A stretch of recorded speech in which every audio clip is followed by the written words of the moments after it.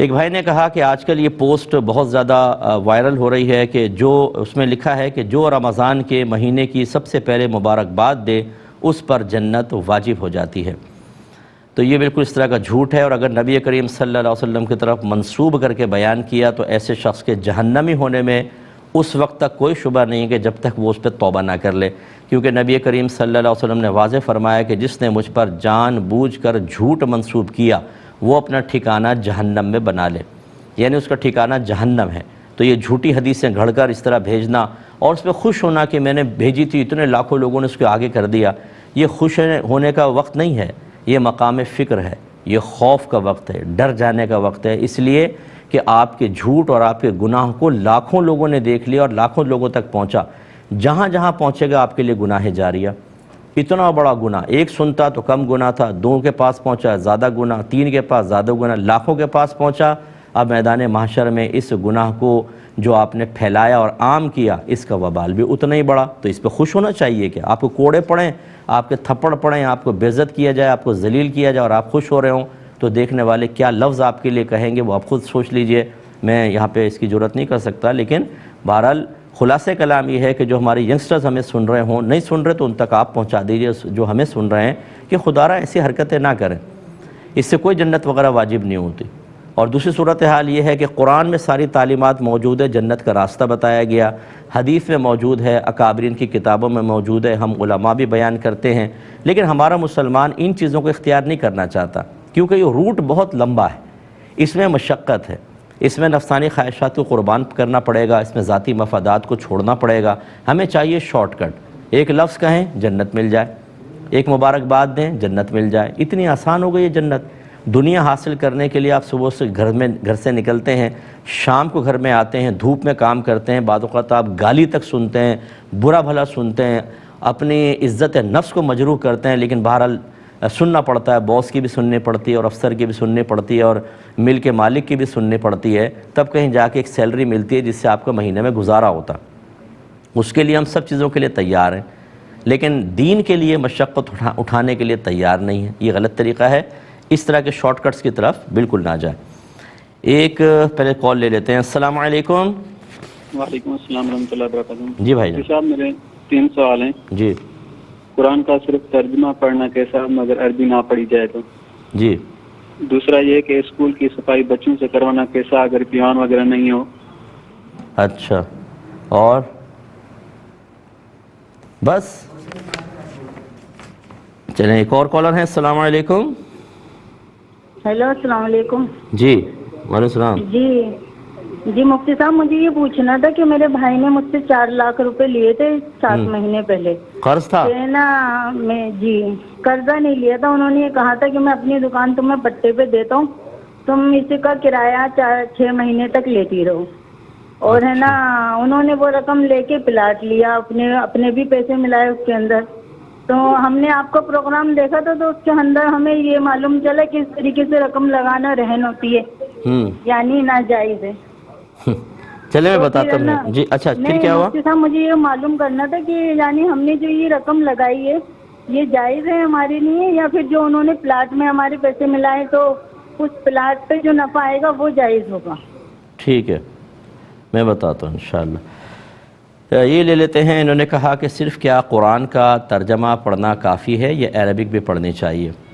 دیکھیں اصل تو عربک ہے، پھر ہم اس کا ترجمہ کرتے ہیں، تو عربک کی اپنی ایک برکات ہیں، اور حقیقتاً تو قرآن عربی زبان میں نازل ہوا، اس کو تو لازم آپ پڑھیں، اس میں برکت زیادہ ہے، لیکن ساتھ ساتھ ترجمہ بھی پڑھیں اور تفسیر بھی پڑھیں۔ ترجمہ کافی نہیں ہے، پھر تفسیر بھی ساتھ میں آپ ملائیں۔ میری یوٹیوب پہ تفسیر ہے تدبر قرآن، یہ کیو ٹی وی پہ میں نے ریکارڈ کی تھی، کیو ٹی وی والوں نے ڈالی ہوئی ہے، اس کو آپ دیکھنا شروع کریں ایپیسوڈ 1 سے، لازم اس میں قرآن بھی پڑھا گیا ہے، ترجمہ بھی ہے، تفسیر بھی ہے، آپ غور سے سنیں اور بعد میں قرآن کو عربک پڑھیں، ترجمہ تفسیر کو ذہن میں لائیں، انشاءاللہ فائدہ ہوگا، لیکن ضرور ترجمہ اور تفسیر پڑھیں عربک کے ساتھ۔ ایک انہوں نے کہا کہ اسکول کے بچوں سے اسکول کی صفائی کروانا جبکہ یہ ماسی وغیرہ وہاں پر نہ ہو کیسا ہے؟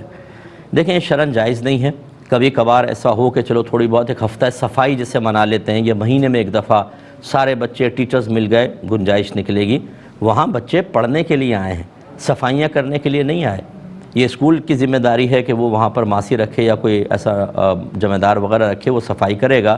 بچوں کو اس کام کے لیے یوز نہیں کرنا چاہیے، اور جو کر رہے ہیں وہ غلط کر رہے ہیں. کبھی کبھار جیسے میں نے کہا چل جائے گا، لیکن ڈیلی بیسس کے اوپر یا اپنا وہ پیسہ بچانے کے چکر میں ہوں گے کہ چھوڑو کون رکھے، بچوں کو یوز کرتے رہو. اور ان میں بھی زیادہ تر غریبوں کے بچے استعمال ہو رہے ہوں گے. متوسط طبقہ یا اعلیٰ طبقہ یا کسی بڑے منصب والے کا بچہ اس میں تو جرات ہی نہیں کریں گے، اس کو تو سائڈ میں بٹھا دیں گے. غریبوں کے بچے بیچارے، مزدوروں کے بچے، وہ صفائیاں کر رہے ہوں گے. ان کے لیے حقارت کا پہلو بھی ہے، ان کے لیے ایک ان کی عزت نفس بھی مجروح، یونیفارم بھی گندا. وہ اس لیے پڑھنے کے لیے کوئی آئے تھے. تو بہرحال بالکل غلط رویہ ہے، اس چیز کو اس کی حوصلہ افزائی نہیں کی جائے گی. ایک اور کالر ہمارے ساتھ ہیں. السلام علیکم. وعلیکم السلام. جی مفتی صاحب، میں نے 2 سوال پوچھنے. جی پہلے سوال تو میرا یہ ہے کہ میرا بچہ مدرسے میں جاتا ہے حفظ کرنے کے لیے نا، تو وہاں پیسے بھی ملتے ہیں اور کپڑے بھی اور صابن بھی ہر مہینے میں 2 چکی ویسے ملتی ہیں. تو یہ ہمیں پتہ نہیں ہے کہ زکوٰۃ کا پیسہ وہ دیتے ہیں پراچے لوگ جو چلاتے ہیں نا، تو یہ کنفرم نہیں ہے. یہ کیا ہمارے لیے ایسا لینا ٹھیک ہے کہ نہیں؟ ٹھیک ہے. جی اور شاید لائن کٹ گئی ہے. یہ بہن نے جو فرمایا کہ بھائی نے کہا 4 لاکھ مجھے دو، میں دکان تمہیں ٹھیکے پہ دیتا ہوں، یہ جو بٹے کا لفظ انہوں نے شاید استعمال کیا، اور اس سے کرایہ تم 6 ماہ یا 6 سال پتہ نہیں کیا کہا، وہ کرایہ تم لیتی رہنا، اور وہ میرا پیسہ لے کے اس سے پلاٹ خرید لیا، کیا حکم شرع ہوگا؟ دیکھیں معاہدہ ہی غلط ہے، بالکل یہ بالکل غلط ہے. وہ یہ قرضے کی حیثیت رکھتا ہے، اس سے کوئی انویسٹمنٹ کوئی کی ہے اس نے تو کہا یہ مجھے دے دیں، اس قرض کے اوپر آپ کو نفع دیتا رہوں گا اور بعد میں آپ کو پیسہ بھی واپس لوٹائے گا. تو یہ قرض کے اوپر نفع ہے جو بالکل سودی معاہدہ تھا. وہ تو گناہگار ہوا، آپ بھی گناہگار ہوئیں. اللہ تعالیٰ کی بارگاہ میں توبہ کریں اور فوراً سے پیشتر کہیں میرا پیسہ مجھے واپس کرو. دوسرا یہ کہ پلاٹ میں آپ کی انویسٹمنٹ شمار نہیں ہوگی، کیونکہ آپ نے ادھر انویسٹمنٹ کے لیے اس قصد و ارادے سے کوئی دیا. اس نے اگر اس سے کوئی بھی پیسہ لیا، وہ قرضہ ہے، قرضے سے وہ جو لے گا وہ اس کی ملکیت ہوگی، آپ کی نہیں ہوگی. قرض کی تعریف علیحدہ ہوتی ہے، اور اگر انویسٹمنٹ کے لیے آپ دیتے ہیں جس کو شرکت کہا جاتا ہے، وہ ایک الگ چیز ہوتی ہے. اس کے لیے باقاعدہ شرکت کا معاہدہ ہوتا ہے. آپ نے تو قرض دیا ہے اور قرض پہ بھی سود لینے کا ارادہ کیا. اب وہ آپ کی خالی یہ کہ چلو یہ میں سود نہیں لیتی، اس میں حصہ ملا لیتی ہوں، یہ اب ملنے کے بعد آپ کی نیت کوئی کام نہیں کرے گی. نیت عمل سے پہلے ہوتی ہے. لہذا پلاٹ تو بھائی کا ہے، وہ اگر اس کو سیل کرے گا جتنا پروفٹ وغیرہ ہوگا وہ اس کا ہوگا، لیکن آپ فوراً سے پیشتر اپنا پیسہ اس سے واپس لیں. اور یہ معاہدہ بالکل غلط ہے. اس دوران اگر وہ کوئی نفع دینا بھی چاہے دکان کا تو بالکل نہ لیں کہ وہ نفع لینا آپ کے لیے حرام تھا، اور جو آپ نے معاہدہ کیا تھا اس پہ اللہ تعالیٰ کی بارگاہ میں توبہ کرنا واجب ہے.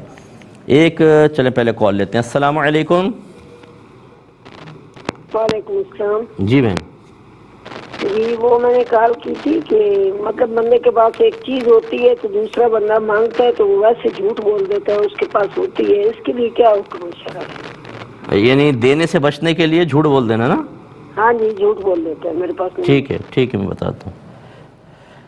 ایک یہ کویسچن کیا تھا بہن. اچھا پہلے کال اور مزید ہیں. السلام علیکم.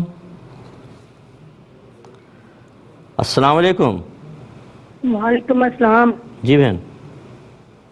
بھائی میں نے پہلے سے کال کی ہوئی، آپ کو مسئلہ بتایا. جی بتائیے، دوبارہ بتائیے. اب آپ لوگوں کے سامنے بیان کر رہی ہیں، آن ایئر ہیں آپ، ٹھیک ہے بیان کیجئے. انہوں نے مجھے ڈیورس دی ہوئی ہے 4 سال سے. شوہر نے؟ تو پھر اور کتنی طلاقیں دی ہیں؟ ہاں جی 5 دفعہ. 5 دفعہ، ٹھیک ہے. اور مجھے زبردستی رکھا ہوا، میں نہیں رہنا چاہتی. مطلب کیا زبردستی کیا کہہ رہے ہیں، لے جانا چاہ رہے ہیں؟ نہیں، میں ان کے ساتھ ہی رہتی ہوں، ان کے گھر میں ہی ہسبینڈ کے. بس ٹھیک ہے میں بتاتا ہوں پھر آپ کو انشاءاللہ. ایک مختصر سا آپ بریک لیں گے، ہمیں یقین ہے آپ ہمارے ساتھ ہی رہیں گے. بسم اللہ الرحمن الرحیم. یہ بہن نے پہلے کال لیتے ہیں. السلام علیکم. لینڈ ڈراپ ہو گئی. ایک بہن نے فرمایا کہ ان کا بچہ کہیں مدرسے میں جاتا ہے، وہ ہاسٹل میں رہتا ہوگا، حفظ کر رہے ہیں، تو وہ لوگ کپڑے بھی دیتے ہیں، صابن اور دیگر کھانا پینا وغیرہ دیتے ہیں. تو یہ کہتی ہیں کہ ہمیں نہیں معلوم کہ وہ زکوٰۃ کا ہے یا غیر زکوٰۃ کا ہے، تو ہمارا بچے کا اس کو لینا کیسا ہے؟ دیکھیں جو نابالغ بچہ ہوتا ہے، اگر آپ کا بچہ نابالغ ہے تو نابالغ بچے کی مالی حیثیت کا تعین والد کی مالی حیثیت سے ہوتا ہے. اگر باپ غنی ہے تو بچہ بھی غنی کہلائے گا، اگر باپ شرعی فقیر ہے تو نابالغ بچہ بھی شرعی فقیر کہلائے گا. تو اگر آپ کے ہسبینڈ فرض کر لیں ان کے وہ نصاب کے مالک نہیں ہیں جو زکوٰۃ کا نصاب ہوتا ہے، تو پھر تو آپ کے بچے کے لیے کوئی بھی پرابلم نہیں ہے، وہ جو استعمال کر رہے ہیں وہاں سے مسئلہ نہیں ہے. لیکن اگر آپ لوگ ماشاءاللہ درمیانے درجے کے یا اعلیٰ درجے کے ہیں اور یعنی نصاب کے برابر آپ کے پاس چیزیں ہیں تو بچہ آپ کا غنی کہلائے گا، اور غنی کے لیے زکوٰۃ لینا منع ہے، زکوٰۃ کا مال کھانا منع ہے۔ اب ایسی صورت میں آپ مدرسے والوں سے رجوع کر لیں، ان سے تھوڑا سا تسلی حاصل کر لیں، کیونکہ یہ یاد رکھیں کہ اگر کوئی زکوٰۃ مدرسے میں دیتا ہے تو وہ بچوں پہ خرچ کرنے سے پہلے بعض لوگ ایسے ہوتے ہیں جو شرعی ہیلہ کر لیتے ہیں، یعنی مدرسے والے شرعی ہیلہ کرنے کے بعد پھر وہ مدرسے کے تمام بچوں پہ استعمال کرتے ہیں۔ وہ پھر جب شرعی ہیلہ کر لیتے ہیں تو زکوٰۃ ادا ہو جاتی ہے، جس کا طریقہ یہ ہوتا ہے کہ وہ کسی ایک شرعی فقیر کو وہ رقم دے دیتے ہیں کہ ہم نے مالک کیا، زکوٰۃ ادا ہو گئی، پھر وہ ادارے کو دے دیتا ہے کہ اب میں توفتاً دیتا ہوں، آپ اس کو استعمال کر لیجئے، تو پھر وہ ہر قسم کا بچہ اس کو استعمال کر سکتا ہے، سید ہوں، غیر سید ہوں، غنی ہو، غیر غنی ہو، سب کر سکتے ہیں۔ لیکن اگر وہاں ایسی احتیاط نہیں ہوتی بلکہ یہاں چندہ لیا اور براہ راست، تو پھر غنی کے بچے کے لیے کھانا منع ہوگا، تو آپ تھوڑا سا مدرسے سے معلوم کر لیں، اور اگر خدا نخواستہ اس طرف توجہ نہیں تو توجہ دلا دیں، ورنہ اپنے بچے آپ کا اگر آپ غنی لوگ ہیں تو آپ کے بچے کا زکوٰۃ کا مال کھانا شرعاً جائز نہیں ہوگا۔